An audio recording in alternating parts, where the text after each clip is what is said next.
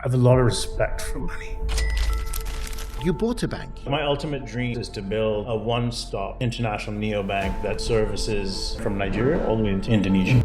And then what happened? I got married, I had my first daughter. It drove me to say, you know what, I'm not willing to sacrifice the quality of my children's now, education and lifestyle, for selfishness of my pursuits. What do you feel about blockchain? Banks are going to be needed still? Global liquidity, especially into emerging markets, is going to be dominated on crypto and blockchain. And this is where a lot of local central banks now are having a real problem. They try to scare people as much as I can, but the technology is moving on. I don't need your permission anymore for me to send money to you, for example, when you live across the world. What are you going to do as a regulator? Being a Muslim, you find prejudice in a sector where majority are not Muslims. Gladiators, welcome back to this episode of In the Arena with Dariush. Today I have a very special guest, an incredible, talented young man, Omair Ansari. Welcome to the arena. Thank you so much for having me. You were quite nervous at the entrance. My PA phone says he's pacing up and down the reception. I said, "Don't worry, it's nerves. He's not pissed off with me." So, Exactly. welcome to Thank our you. offices. Thank you so Tell me a much. little about you. I want the audience to know a little bit about you. Your background. Where were you born? Yeah. I know now you're here in Dubai. You lived in many countries. Yes. Share it with us, please. Gosh, it's a convoluted background. So born in London, but my father was in international banking at that point in time. So he and my family were actually living in Nigeria. So had me in London, and within I think 2-3 months was in Nigeria, where I spent a lot of my life. In fact, I've never lived in one place more than 5-6 years my entire life, and Nigeria is one of the few places where between a few stints is actually the most amount of time I've lived in one place. So yeah, I was in Nigeria till I was about 5-6. And then again, like I said, my father moves around. So for the job, so we moved from there to Paris, to Bombay, to London, Toronto, and then finished finally high school in Abu Dhabi, actually. And this was, when Abu Dhabi wasn't even known. I mean, today, obviously, UAE as a whole is kind of on the map. But I remember going for university back to Canada and having graduated from Abu Dhabi, and people called it the Abu Dhabi. What is this place? And even me, when I was moving to Abu Dhabi from Toronto, had no idea where this was in the world. And so yeah, it was kind of a convoluted background of constantly moving around every 4 or 5 years, having to kind of adapt to new cultures, new lifestyles, different, I call it almost like time travel a little bit, because each country has its own kind of leg of time they're in versus another, and you're kind of stepping back or forth in time. And so yeah, did that for quite a few years, and I guess that bug kind of stuck in me, and mostly very emerging market focused. And so I guess semi-followed my father's steps, but not. I went down the investment banking route instead, because what I found really, really interesting about all these different places we lived in was there was obviously the professional community was there, but they had a lot of these like interesting entrepreneurs that had been in these countries, whether it be in Nigeria, the Lebanese community, for example, over there. I mean, they're one of the strongest entrepreneurial societies in that country. And you would think it's like You would never Nigeria think so. and Lebanese over there. And likewise in other places. And they built these interesting businesses and been there for almost a couple generations. And that really intrigued me about these markets, where there's a little bit of understanding kind of patterns that were happening, something that was starting over here. It's like, oh, well, I've seen this already 10 years forward in another country, so I can kind of see where this is going. And so that kind of pulled me into going and saying, okay, I want to focus on these markets as kind of the next opportunity of where I think growth is coming from, et cetera. And went down that rabbit hole, I think, of really trying to understand and invest in those places. And so that kind of took my journey through post-university of working. So I did about like 15-16 years of investment banking, again, traveling. So I lived in London, Lagos, Nairobi, Joburg, Dubai, Doha, Hong Kong, New York, etc., and just taking that all in. and just like connecting all these different kind of cultures and dots. And Did your father come with you at that time when you graduated? You became an investment. no. So dad stayed on actually in Abu Dhabi, and he was here at the central bank for basically till he retired. So he was good here for a good 20, 25 years. I did the travel. Almost took the baton. Let's go back a little. What did you learn from all these travels? First of all, when you say I learned banking or about banking in Nigeria, I'm like, you can trade anywhere, right? Exactly. Because I would have thought the banking industry is a tough one in Nigeria. Right? Absolutely. I mean, that's one thing. When I started the business, for example, I'd never lived in Pakistan before, and that's where we started it. And everyone says, like, hold on, you're moving from New York to Karachi, and ethnicity-wise, yes, there, but I never lived there before. And I said, look, once you've lived in Lagos, you can live anywhere in the world. Sure. And to your point, it's a very tough. You're a child, and you hear your father coming home. Yeah. Right. He was an employee at the time, I guess. And what did you learn from all these travels? What did you learn from him, listening to him? Adaptability. So were there frustrations coming in where he was like, "Oh, I've got to bribe this person now. I can't get things done," or yeah, for sure. I mean, it's weird. Like, it's not until you grow up and you read in kind of reverse of corruption, this, that, the other, while one man's corruption is another man's way of getting business done. And some call it lobbying and other people call it corruption. I mean, it depends on the country. So it's going on all over the world, really. You could be going good for meals in restaurants and drinking champagne every night. Absolutely. And partying. Exactly. And I think the point is, I mean, there's obviously there's realms of it you have to be careful of, but I think the point is you've got to adapt to what the local norms are. Otherwise, you're not going to be successful. In my opinion. Do you think you learned that from your father? Yeah, I would say so. You didn't learn it the moment you left university. You learned it prior. No, it was prior. I mean, everything from... You became streetwise. Yeah, exactly. I remember, so there's a funny story of in Lagos, for example. They used to oversell tickets for airlines. So it's like KLM, etc. And you check in and you say, okay, I've got seat 33B. Four people sitting on that seat. Yeah.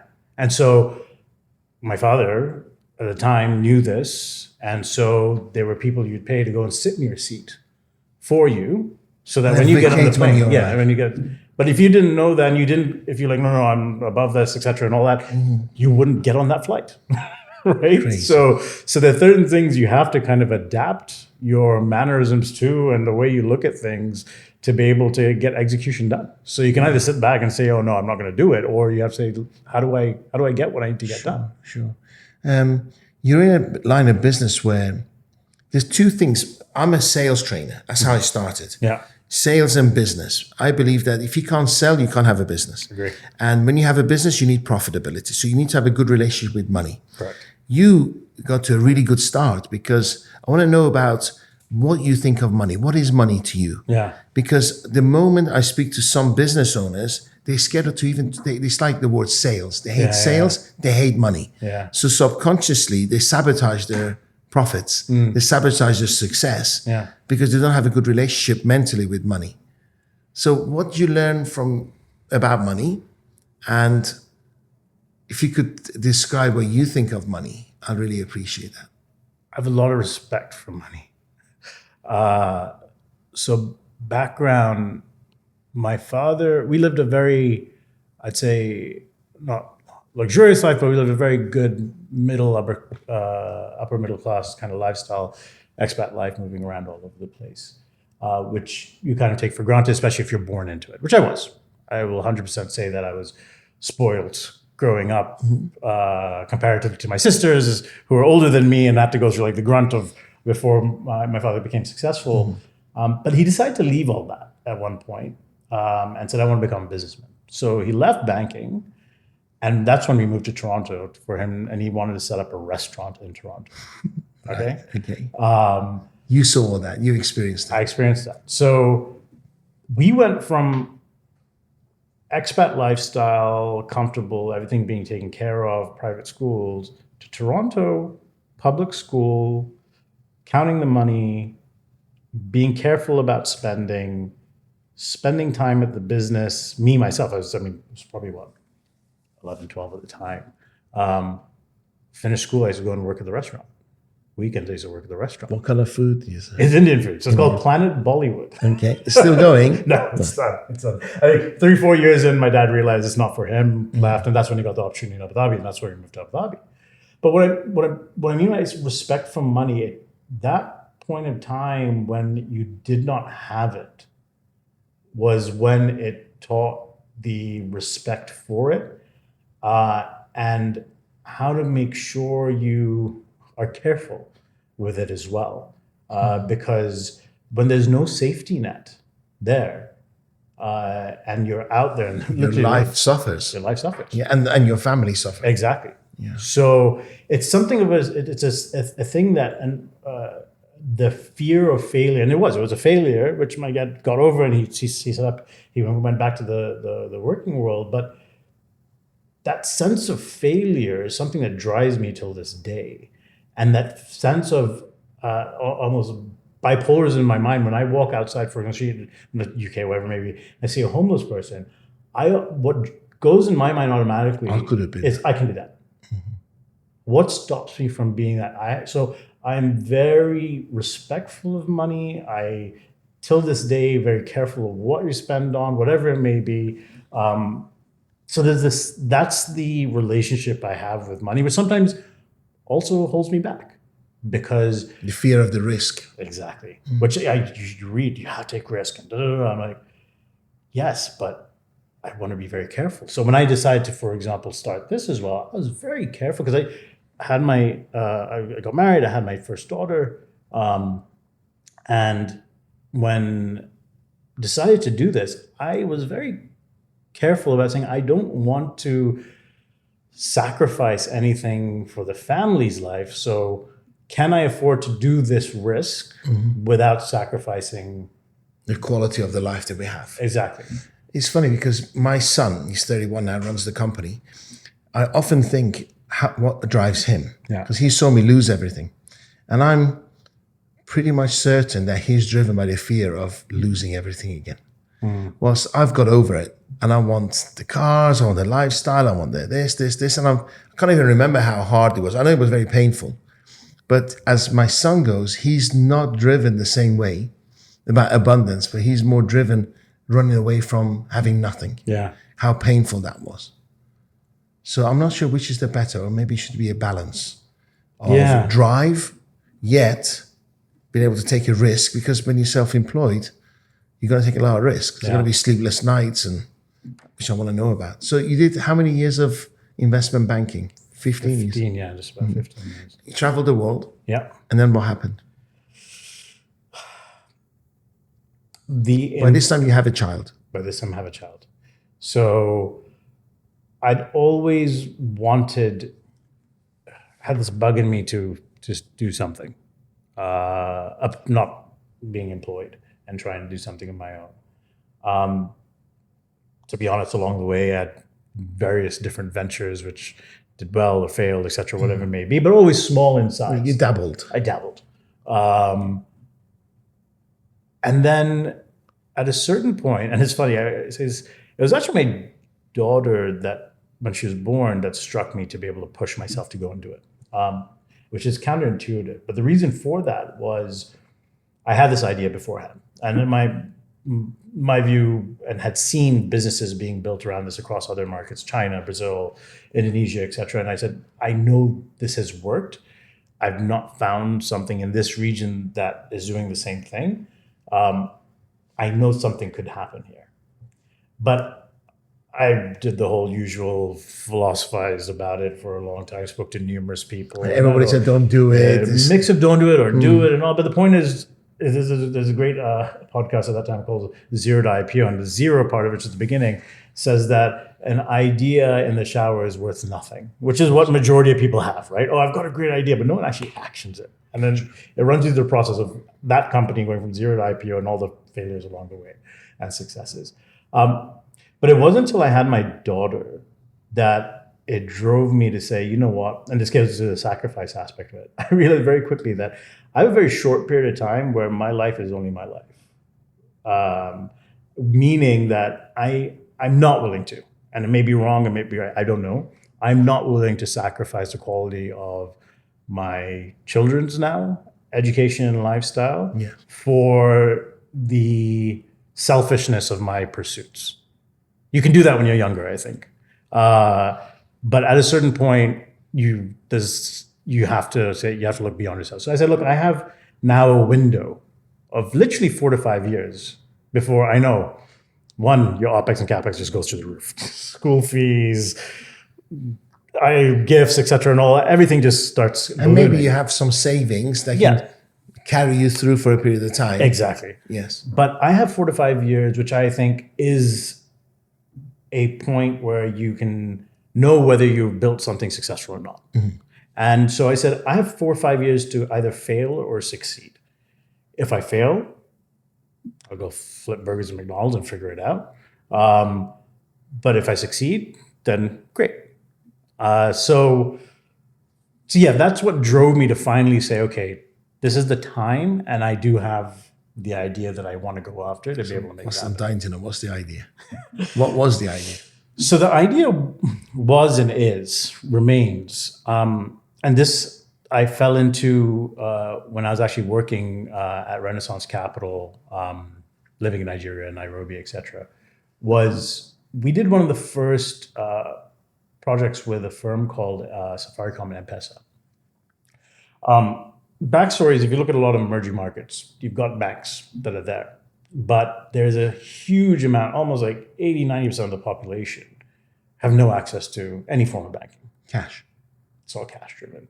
The banks don't lend to them. The banks focus on the large companies and the very wealthy. In Kenya, what happened was the traditional banks basically focused on that segment, while this telco operator, Safaricom, they started building out this network of kiosks to fix a very simple problem at the time, which was, if you live in Kenya and if you're working in Nairobi and you want to send your money back home in a rural village, there traditionally was a bus network that used to send your money through. So you say, okay, I made $100 this month. I'm going to give that $100 to someone on this bus network. By the time it gets to my family, clip, clip, clip, clip, clip, they get $60 of it. But you're happy because at least they're getting something, otherwise they get nothing. And the bus operator took the fees. I mean, everyone in between, from bus operator to people inside the bus, to you name it. There's a bunch of friction. Wow. Right? So excuse me, I guess a lot of it is trust. Absolutely. Trust factor. I've heard they've done this for so many years. I'll give it and see how it goes. Exactly. And it just says, okay, that's the norm. Okay, you're going to lose 40%, but it's fine. My family gets the $60. What they did, they said, no, that doesn't make sense. Everyone now has a cell phone. Now they're the telco operator. Why don't we just set up kiosks across the country?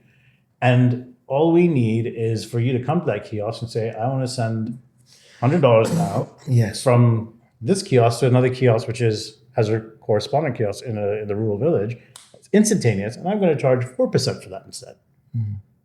So they essentially built themselves out to become a bank for the consumer, which the banks weren't even doing. And that fascinated me, because what you have is, and this is what I always like about non-incumbent stepping into incumbent territory and disrupting. Yes, because they saw an angle that the banks didn't see. Exactly. So may I ask, when they credit it on the phone, so I've got a $60 credit, a $196 credit, what would I do with this credit? So you can use that. Now, I mean, the network has become very digital, so you can actually use that digitally to be able to pay for things. Wow. You can get credit, even airtime, for example. You can instantaneously get access to credit to be able to buy some airtime. So you couldn't pay my electricity bill. Yeah, you can. You can. Absolutely. So you can pay cash on your phone. Cashless. So Nairobi and Kenya became cashless faster than most emerging markets, even more than the US. Because of this. And again, happens away from the banks, which you're like, the banks should be doing this. So went down that rabbit hole and started seeing that this is something that is now leapfrogging in a lot of countries. So we did that with them. There's Then in Bangladesh, this company called Bcash, exact same model, but banking led. And Bcash became the largest wallet provider in the country as well.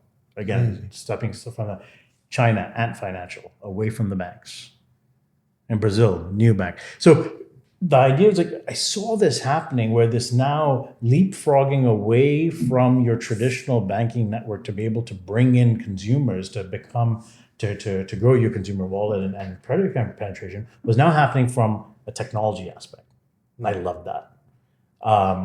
And so that was my thesis of basically when I then went to Morgan Stanley, was we were investing in a lot of businesses that were doing this across different markets and saying disruptive technologies that were capturing. When you say you were investing, because you were an investment banker, right? This is clients' money. No. Yeah. So yes, clients' money. It was a fund that we were running that focused on emerging markets. Okay. And there was a specific. And your specialty was finding it. Okay. Exactly. Okay. So though I was living in New York, 3 weeks of the month I was between either Brazil, China, Africa, you name it. And how big was the fund? At peak, about $4.5 billion. Wow. So it wasn't small. So okay, so you became an expert in this. Yeah, I mean, yes and no. One thing I'd say is being investor versus an operator, you know nothing until you become an operator. So you decided to become an operator. So I decided to become an operator. How long ago was this? 2020.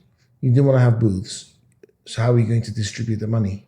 I didn't want to, sorry? Have booths. Yeah. So how are you going to distribute the money or access to? So for us, by that point, now mobile phone penetration was very high, and we could piggyback off of existing network for us to be able to. Wow! So you went and saw the existing networks, you put your brand across, correct, and you offered the cash facility or money transactions, and then who did the marketing? We did. Wow! So. Yeah, we raised some capital. I left from New York to Karachi with the family, and yeah, started. Your family's still three of you. Your daughter, you have more children. No, I have a son as well. Oh, congratulations! How old are they now? 5 and 2. Okay, amazing. So it's very recent. This. Yeah. All right. So how much money did you raise for your business? So we started first. We bootstrapped it. So it was before. Deciding to leave, my co-founder and I decided let's test this out before we decide to take the deep dive. And so we said, how do we test this, our theory? So the first product we came out with was a product which was simply allowing for people to access their salary as they earn it. It's called earned wage access. So you work today, you deserve to be paid today. Why wait till the end of the month? Open up an app, see how much you made. So you need internet access? Not necessarily. You can even have 2G access, edge as well. Okay. So, but yeah, majority now smartphone penetration. Indeed. So your success was highly dependent on your relationship with the providers. Absolutely. Because they have access to the end users. Absolutely. Lower level. Correct. Which country did you start? Pakistan. Wow. Yeah. And then, but they were open to it? The providers were open, or did you have to do some convincing? No, I mean, for them, there was no skin off their back because we're paying them. It's a win-win. It's a win. We're paying them for the service. We're making money off our service as well. So for them, it was no issue. How did you get access? Because people are listening. Yeah. And this is a bigger picture thinking, right? So who did you pitch? So obviously, you didn't do the marketing guy. You had to start from the top. Yeah. So it was myself, my co-founder, we went and literally went knocking on doors. Wow. So we went around. You didn't send an email hoping they're going to call. No. You literally went. No, I mean, email. Dog and bone, make the appointment, go and see them. Go. I mean, obviously, there's friends and network that you go through to be able to get in to various places. But yeah, no, it's funny for this product itself, like till this date, we were looking the other day. I mean, we spent a total in the last 5 years of just over maybe $130,000 in marketing. That's incredible. And across the 4 countries that we're in now. That's nothing. It's literally nothing because the point is this product is very much you have to roll up your sleeves, get in there, and do the hard stuff. And then once you penetrate, everybody talks. Everybody wants to use this service. Exactly. So, what, if you don't mind me asking, what's your percentage charge fee Yeah. for this service? So, well, it's a flat fee per transaction Okay. that we do. So it's not considered a percentage per se, but it works out between 2 to 3% a transaction. So you're beating everybody else in the marketplace. Yeah. And in the first year, what was your number of transactions? How many clients do you have? So we started. This is 5 years ago. Yes, 5 years ago. So 5 years ago, we started. We were able in our pilot phase. We brought on about, say, 5-6 companies and about, I'd say, 2,000 odd employees per se. By the end of that year, we were at 75 companies and about 100,000 That's incredible. employees That's incredible. that we were working. What are we on today? Across how many countries? Today we are in 3 and going into our 4th country.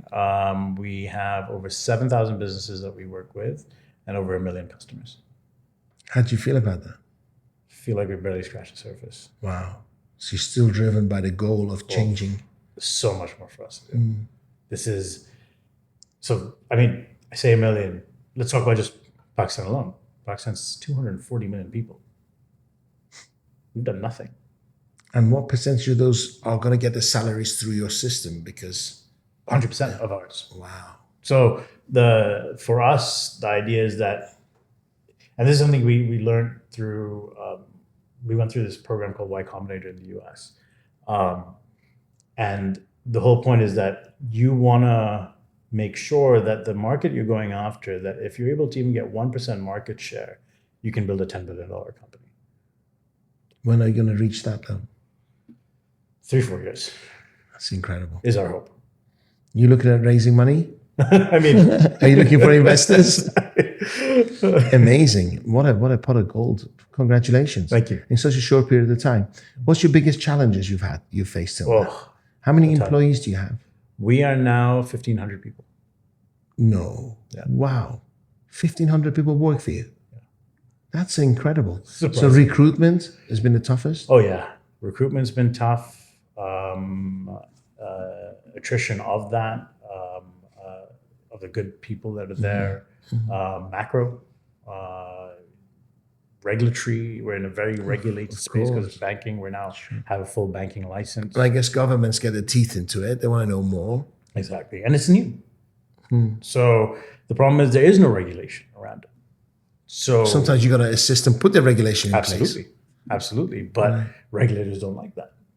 What a beautiful story. So- The company is called ABHI, Abby. Exactly. So where did the name come from? So it means now in Urdu, and in dialects of Arabic, it means I want. So it works. Wasn't something that we thought about before, to be honest, on the Arabic side. So it's an abbreviation of something. No? Yeah, It's the no, actual it's- Abby word. Abi Is, means, I see. now. see. So for us, the idea was that for all our products now, the idea is we want to give people who need access to credit, we want it now. And is the next step to provide credit, maybe? We do. You lend? Yes. Wow. Yeah. So that's what our core focus is credit to the under and unbanked across businesses. individuals. Somebody, I guess they're lower class type of thing, people, right? Yes. And if they don't have any assets, they can come to you, Yes. depending on the job and how regularly the salary comes in. Correct. Wow, that's amazing. And what level do you lend money to? I'm not going to ask for percentages. That's, Yeah. Obviously, it's good enough for people to take on. Yeah. So how do you? Because mortgages can be 2-3 times the salary or Of whatever. course. How do you base those lending? So ours is on the back of your monthly salary. We start with small amounts of that for you to build up your credit profile for us with us. And you do it all. You measure everything. Everything's in house. So you become a bank. You bought a bank. Yes. How the hell did that happen? It was I still wonder how that happened, but it's done now and it's going quite well. Did somebody come say, "Hello, do you want to buy a bank?" Or you heard about it, or So what your happened? partnership started well and you got inside information? So we started the business, and we had again we were regulated. We had to get a non-banking financial license, which basically means you can do lending, but you can't take deposits. So like a traditional bank, you'll have a current account, etc., and they typically lend on the back of that. We in a short period of time became the largest non-bank financial company in the country.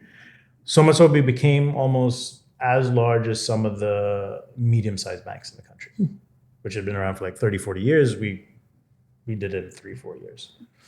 By that point, there were two different regulators. And so the main regulator, which is the central bank, approached us and said, look, I think it's time You became a bank. you became a bank.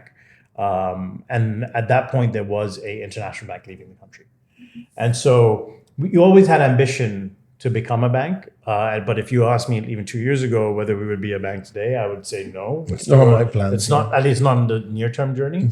But I think that's one of those things, again, in life, if things come your way, sometimes things happen quicker than you expect, and you can either grab the bull by the horns and make it happen, or you step aside. I think this was one of those situations where you said, okay, let's see if we can do this. You said it was an international bank. Do you have branches outside Pakistan? No, so the international entity, offices. yes. Yeah, so the international entity does, but they sold just their Pakistan unit. So You kept the name. no, we've come You further. changed it to yours. Yeah, so it's called Abi Bank now. Amazing. Do you have physical branches? Yes, How many? 110. You are kidding me. In 5 years, you've done all this. That's So, crazy. All over Pakistan. all over Pakistan. That's amazing. So you're a billionaire. No. I mean, maybe in Pak rupee terms, but definitely not in. Are you worth US 100 million? No. When are you going to reach that level? Uh, And when I say that, how do you feel? You're a billionaire. What does that mean to you? honestly, the number or doing it is less the appealing part to me. It's a number of people you help. It's building something and building something of impact at size is something which is it's I always find it's the pursuit of that and of that build and executing on that, which is so much more satisfying than the end result. I mean, obviously, don't get me wrong. I absolutely respect and love the idea of having a lot of money. Sure. Definitely. I'm not doing this pro bono, but it's almost let's say this. I have constant imposter syndrome every day when doing this. Is that chatter in your... Yeah, because I don't come from a business background. Can you imagine suddenly you got 150 branches? Like the uniforms you got to provide, the posters on the walls. Oh my God. So Do you do like regular visits to see? yeah, absolutely. It's incredible. You inherited lots of these staff. Correct. And did you find out that the culture was different to the culture that you want to have? Yes? Absolutely. That was one big thing that we are still changing, pushing. We had to do a lot of right-sizing, but also bringing in our form of culture and what we do. And it's the first time it's been done. And I think globally, it's very rare for a fintech to buy a bank. Of course. And then what percentage of people default on their loans? Less than 2%. Wow, that's good. So people are really honorable. As long as you're managing your debt, managing their debt Correct. in an appropriate manner, Correct. not over lending. This is one thing which is very interesting about this segment, and it wasn't us who kind of taught the world this, but it was actually places like Grameen Bank, for example, in Bangladesh, or even M-Pesa in Kenya. This segment, everyone thinks that they are financially illiterate. But the truth of the matter, they are more financially illiterate than even you and I are. Correct. Because they have to live within a certain means. They know their money, where it's going, where it's coming from. To the penny. Yeah, they have to. Even, I mean, for example, I was in a Kareem the other day, and now with crypto rails, et cetera, to be able to do remittances, the Kareem driver, because I was talking about Bitcoin, something with someone on the phone, he turned to me and he said, "Sir, what do you think about when I send money through stablecoin to Bangladesh?" I'm like, "Sorry, what?" He's like, "Yeah, I found that it's cheaper for me to send it through stablecoin Through my wallet. to be able to send it across than going to a money exchange." I'm like, it's fascinating. He knew. You would never have thought, yes. That was my next question. What do you feel about blockchain? I Do you think feel banks are going to be needed still? absolutely. I think not needed is my view is going forward. We're going to live in a world, especially with what now is being fully institutionally adopted, is global liquidity, especially into into emerging markets, is going to be dominated on crypto and blockchain. Correct. Which means that, and this is where a lot of local central banks now are having a real problem, because you cannot actually control Correct. the money flow. Correct. But that's where now, as you rightly opportunity said, lies. money is going to become commoditized. It's always been commoditized, but it's been held very tightly within institutions, and then regulation on top to make sure those institutions stay. But the moment that there's a layer on top of that, which has been built, which I don't need your permission anymore for me to send money to you, for example, when you live across the world, what are you going to do as a regulator? That's why they're fighting tooth and nail to keep it, but technology is moving too fast. They can never get. Can't. It's like when Uber came in, right? How much can you fight technology? They try to scare people as much as I can, but the technology is moving on. Do you have Bitcoin? I do. How much was it when you first bought it?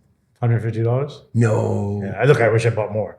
Yeah. But I had an opportunity to buy Bitcoin at $260. yeah. I just didn't know how to open a wallet. Yeah. And then when I did find out how to open a wallet, I bought quite a large number of Ethereum at $260. Fantastic.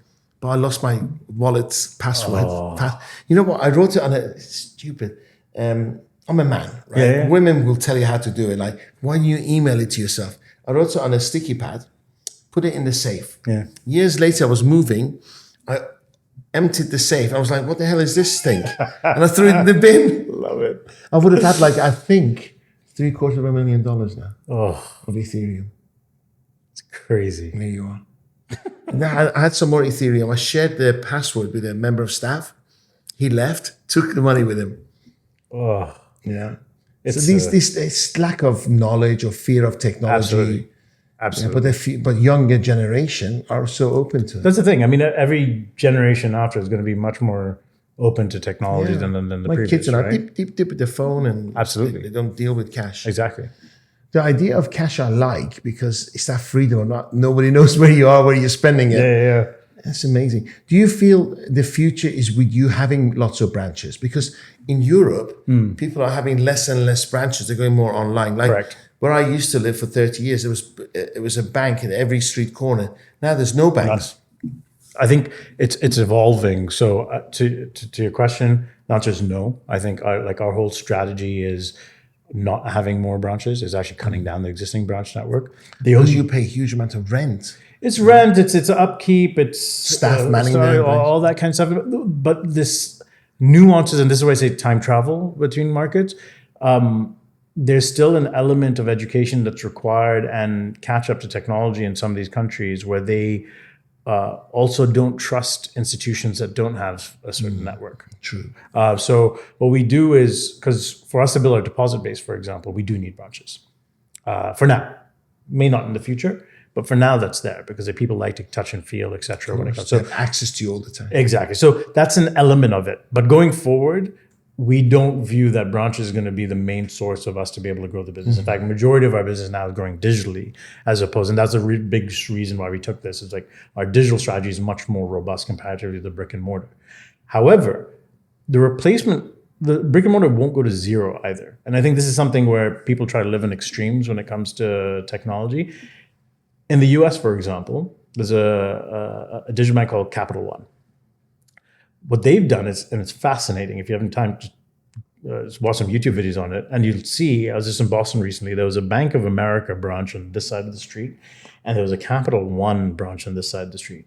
What they've done is they've converted what a branch actually looks like. So Bank of America branch, very traditional, you walk in, desks, relationship manager, teller. Capital One, there's no desks, there's no tellers. It's a coffee shop.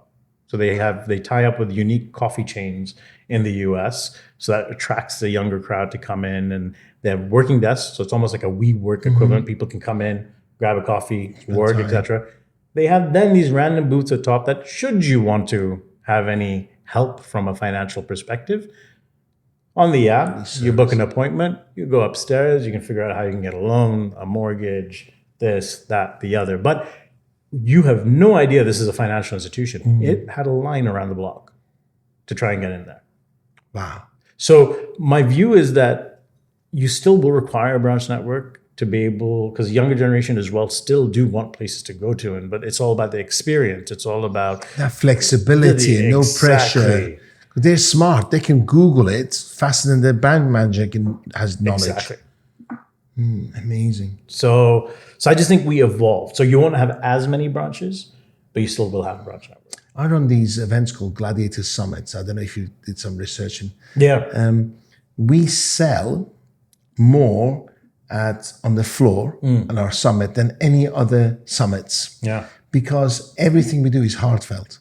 I don't sell nothing, but I say, if you're interested, now you trust us, you can go and sign with these people. And there's a queue of people signing. Because people are sick and tired of sitting there, being put in a vulnerable position and being sold to. So the guards are up. I'm going to sit here, I want to learn. But the moment you try to sell me, pitch me, I'm going to put the defenses up, I'm not going to buy. But then what we do is, a 12-hour event, we build trust for 10 and 11 hours. And then we just recommend, if you're interested in this, you can go over there. If you're interested, you can go over there. And then queues of people flooding to it. Trust is such a underappreciated strength. It has to be heartfelt because people can see through it. Totally. Absolutely. It's very interesting, even from our side because at the end of the day, we're a lending business. And you think that when you're going in recovery process, et cetera, it's hard. It's not. It's the complete opposite. Treat them with respect. They communicate with you. They don't feel ashamed. Exactly. Because a lot of people are put in that predicament. Yeah. That's amazing. So your father is still with us? Still with us. Proud? I hope so. You don't talk? We do. We of course do. But do you take advice from him? Bits and pieces on Is different he aspects. Wowed by this success and what's happened in technology? Constantly pushes. Wow. Yeah. So he's the kind of person, obviously, they said, let's say he probably speaks to others about his pride, etc., around what we're doing. Not so much to your face. Not so much to your face. With me, it's like, okay, so kind of, what's next? Wow. So it's a constant Maybe push. He's living his entrepreneurial dream through you. Perhaps. The restaurant didn't work. No. Amazing. Yeah. It was, it was. But he has something within him. Totally. And he sees it through you. Your partner, same partner from day one? Same partner, day one. There's only two of you? Two of us. And friction, things have changed, goals are different, or both? It's evolved over time. The friction points in between, absolutely. It's like a marriage. And our roles have changed over time as well. And there's points where I have to be bad cop and he has to be good cop and vice versa. But it's the constant open kind of communication, keeping to kind of, we always had a mindset of what we wanted to build, but knew that the path was going to be How long have you known this gentleman for? Gentleman, I guess. Yes. We met about a year and a half, 2 years before we started. So not childhood friends? No. Trust right from the beginning, and it's continued. So what happened was, before starting this, I looked myself very hard in the mirror and said, what are you not good at? And what are your biggest weaknesses going into this? Because I think if you aren't honest with yourself on that, you will fail. And if you don't fill those holes, then you will fail. Thinking that you can be able to, you can work on them, but if you try and say, I'm going to do that from day one, you're going to fail, in my opinion. So what was that for me? One, I never built a business before. And two, I'd never lived in Pakistan before. And I was moving from New York to Pakistan to be able to start a new business. It's absolutely mad. So with that in mind, when I did a few trips beforehand, and I basically asked friends, family, etc., said, introduce me to someone who's just kind of a good operator, has been in Pakistan for a while, etc. So I met quite a few people. Is this gentleman older than you? He's actually 1 year younger than me. Wow. But he comes from a family business background, so knows kind in the country, had built a couple of his own businesses as well, one successful, one not. And we kind of just hit it off, clicked. And we both kind of saw eye to eye on what we wanted to build. And he filled that real big gap for me. The weakness and the strengths you filled. Absolutely. What was the toughest decision you've had to make in the past 12 months? Business. shutting down, we went into Bangladesh early, too early. And in December last year, we shut it down. The whole operation. The whole operation. Wow. There were branches. No, I mean we didn't have a vast branch network per se. It was all fully digital, and a team. We'd spent time, money actually acquiring the small business over there, and said we were going to scale it. But why do you think it was stretched? Yeah. Too stretched. Yeah, for me it was that at that point we also had UAE really kicking off and doing well, and it came to a point where we said either we allocate more resources to Bangladesh to really make it happen, because there was some good competition for us over there as well, or we really focus on kind of what we have. And so yeah, it was a hard decision, obviously, because we only completed the acquisition, et cetera, only like 6 months before that. So it was kind of accepting that you made a bad choice in terms of going that early and spending the money you did, but do you double down on your wrong decision? Or you realize it, honest with yourself, and move on. But you could always go back. Absolutely. And look, I think it's one of those things. You're always harder on yourself than the reality. And when we went to the board and said we're doing this, I was pretty scared. I was like, I'm the one who convinced the board we should be doing this the whole way. Wow. And here I am coming back and saying, no, we're going to shut it down. You guys are still majority shareholder, right? Correct. So the board couldn't say much. How many countries are you trading in now? We're now. I've got listeners from all over the world, right? Yeah. So if they want to approach Abby, you can only trade in those particular countries, correct? Correct. So UAE, Saudi, Pakistan, and we're launching in Oman next month. That's amazing.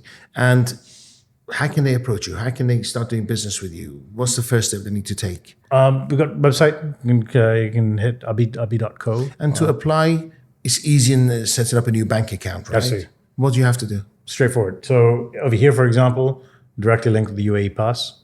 So all the onboarding information, boom, is done automatically. All online. So download the app. How do I deposit money onto my account? So we tie up with institutions over here, so it's like WEO, et cetera, and all that. We aren't deposit-taking institutions over here. We're purely on the lending and transfer side. Okay. And then you can only transfer to those countries, or you can transfer all of them? Transfer everywhere. We work with all the exchange houses over here, so you can actually transfer it to any country you want. That's amazing. And then if you got like a hole on the wall, these exchange places, right? And if I want to go through you, is there savings to be made against, let's say, I'm not going to mention names, but let's say the high street branches or the malls I go to. Is there a saving to be made coming to you than it is? Please share. Correct. So basically, we get preferential rates with the various exchange houses. We work with a majority of them, and so there's a preferential rate typically between 5%. And also, there's none of this. Often, I go over the counter. I go, "Is this the best rate you can give?" And they go, "Let me see what's the best." And then they immediately give me a lower rate. I'm like, "There's none of that. You just give everyone the best rate." Everyone the best rate. Right. Yeah. And any chance of IPO? Any chance of going to listing or anything like this for you? Yeah, look, I mean, for us, and this is the funny thing about facts. How many companies do you think that are funded, et cetera, percentage-wise, actually IPO? From beginning, I would say less than 1%. Less than 1%. Exactly. So what is the majority of exits that happen in these businesses? Majority of exits? Yeah. You mean, to sell, not go IPO? A little bit higher, 2%, 3%. So significantly am I correct? Higher. It's about 50%. Oh, really? Okay. But that's through M&A. So instead of IPO, you rather sell? It's not that I'd rather do it, but statistically speaking, IPO is what everyone's dream is when you are building something. But it's a headache. It's costly, and but it's weird. One of those things that it's a vanity dream, right? So everyone wants it. Ring the bell. Exactly. It's one of those things. Everyone wants it. I absolutely would love to do it. But highly likely, the bank will come and something or the other. So do you find sensitive subject being a Muslim? Do you find prejudice in a sector where majority are not Muslims? I haven't so far, given the region. But you haven't gone west, Yeah, exactly. Given the region we operate in, I haven't faced that. But yeah, perhaps if I did go west, then maybe. Maybe. But you have such an amazing proposition, and also there's lots of people in the West who know there's a huge market in the East. They don't know how to come in. Correct. So my view is, and that's why we would never go west. The market's so big here, Emerging saturated. markets. Yes. So go where no one else is looking. That's where you. What about Nigeria? Absolutely. A huge population. Absolutely. So look, my ultimate dream for this is to build a one-stop international neobank that services emerging markets starting from Nigeria all the way into Indonesia. Incredible. What's stopping you from going faster? I think for us it would be, look, this is a business that if you want to really scale very fast, it's about the funding that you have behind you. So you're open to raising money? Absolutely. I mean, we VC funded this throughout, All the way through. but there are waves of VC funding, right? So the last few years have been difficult from a VC perspective. How much are you looking at raising on average? So we've raised so far $30 million in funding. We're going into probably our next round. We haven't raised for a few years now. Talk to me after this. Seriously. You're a beautiful business. Thank you. And I'm sure there's people listening who will be very interested in connecting. I'm really impressed. Thank you. Congratulations. Thank you so much. So where do you see yourself in 5 years? You've been double the size, three times the size? At least. We have to. We have to. How old are you? I'm 41. Shame on you. You're just a baby. You could be your dad. Congratulations, man. Really, I'm proud of you. Thank you so much. And thank you for reaching out. Oh. You know, not many people think outside the box, but you reaching out, you're really thinking outside the box. And I am sure my listeners, my viewers are wowed. And I am 100% sure people will be in touch. Thank you. I'll just take 5% commission. There you go. That's it. Go for it. I'm absolutely proud of you, my friend. Thank you so much. I love your values. I honor you for the gladiator you are. And you know, my only advice as an older person is enjoy the abundance. Because the days of living with fear of losing is over. You know, when your mentality changes, I say this to my son, and enjoy the abundance, right? If you're on the right track, you will not lose everything again. So enjoy it. Yeah. Because that enjoyment it's just a habit. Living in fear is a habit. Enjoying abundance is a habit. Get into that good habit. Because I'm sure Elon Musk is not driven by losing everything. No. He's just driven by conquering, expanding, taking risk, dominating. Yeah, no, I was just listening to a podcast on Genghis Khan, actually. Yes. On his younger years, etc. Yes. He had it tough. And he was extremely honorable. Yes. What happened to his wife? Yeah. He was so honorable. Of course, the way they conquered and they destroyed and raped and pillaged is wrong, but incredible. Yeah. And the speed he grew exactly. From where? Nobody even talks about Mongols anymore. Really amazing. Absolutely. I think he wiped 3/4 of the Iranian population. Yeah. So short period, and went all the way to Europe on horseback. Absolutely amazing. From the background he came from to be able to do that. Do you know what I can't understand? Yeah, indeed, they go this speed, and the spies they used to have to make sure they're going the right direction. They're going to attack that communication level, and then feeding them because they're traveling so fast. Yeah. They got to feed the soldiers. Absolutely. Even now, it's hard to imagine. But you know what's so interesting about it, and I'm forgetting the exact number, but his army at peak was 120,000 people. Not much. Versus armies he was going and conquering. Yes. We had millions. Yes. And it goes into, I find it very fascinating, especially in the world we live in today, where now companies are being built with less and less people because exactly what you said, the communication, the the being fed, the whole structure being lean and tight Yes. is so much more important Yes. than having hundreds of thousands of individuals And to be also, able I to think sharing the vision. exactly. Yeah, their leadership, like Dubai. Yeah. When you see Sheikh Mohammed taking a tube, you don't realize this man with his vision built a whole empire here that you can't even imagine anything negative. Exactly. It's all optimism, positivity, new, greater, biggest. He just loves his people. Yeah. And he's had it tough. He's had course. it tough. Of course. Amazing. Absolute pleasure, my friend. Thank you. True Likewise. gladiator. And let's take it from, we'll exchange numbers Absolutely. and let's take it from there. I can great. assist as much as I can. Thank you so Done. much. I honor you. Absolute pleasure. The name of the company, everything will be at the bottom of the podcast and everybody will be in touch with you. Amazing. Thank you for coming. Thank you. I hope you enjoyed it. Look, guys, I've got the hair standing on my arms.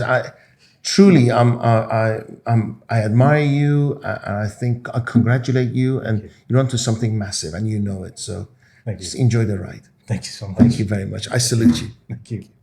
See you next time.